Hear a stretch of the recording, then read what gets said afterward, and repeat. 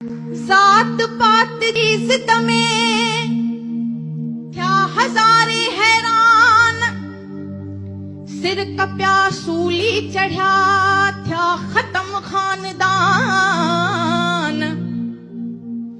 हो आहिन सब इंसान मज़हबन मुझाए छॾियो,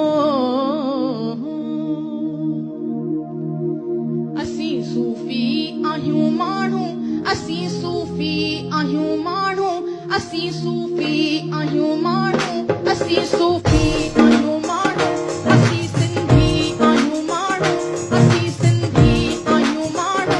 अमन अमान था चाहियूं, न की झेड़ा न की झंगूं, न की शैतान था चाहियूं। असीं सिंधी आहियूं माण्हू, असीं सिंधी आहियूं माण्हू। अमन अमान था चाहियूं, न की झेड़ा न की झंगूं, न की शैतान था चाहियूं।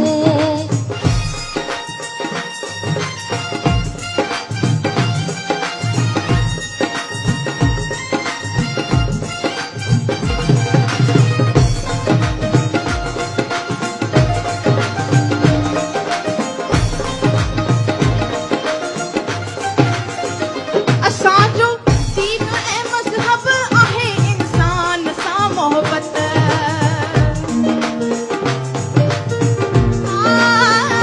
असांजो दीन ऐं मज़हब आहे इंसान सां मोहबत।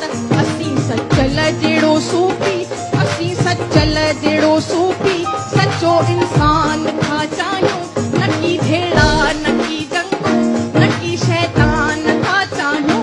असीं सिंधी आहियूं माण्हू, असीं सूफ़ी आहियूं माण्हू। अमन अमान था चाहियूं, न की झेड़ा न की जंगूं, न की शैतान था चाहियूं।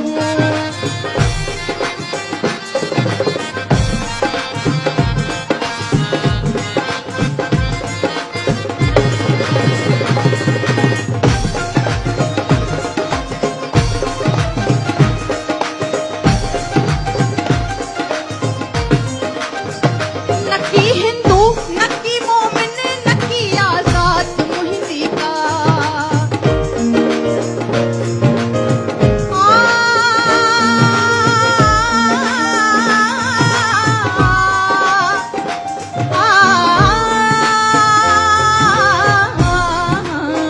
न की हिंदू न की मोमिन न की आज़ाद मुहिंदी का। न की हिंदू न की मोमिन न की आज़ाद मुहिंदी का। जो ही आना सोई आया तुझो एहसान था चाहियूं, न की झेड़ा न की झंगूं, न की शैतान था चाहियूं। असीं सूफ़ी आहियूं माण्हू, असीं सिंधी आहियूं माण्हू। अमन अमान था चाहियूं। कंहिंखे कंहिंखे पंहिंजे सिंधी हुजण ते फ़ख़्रु आहे, मूंसां गॾु ताड़ियूं ज़रूरु मिठियूं मिठियूं। असीं सूफ़ी आहियूं माण्हू, असीं सिंधी आहियूं माण्हू।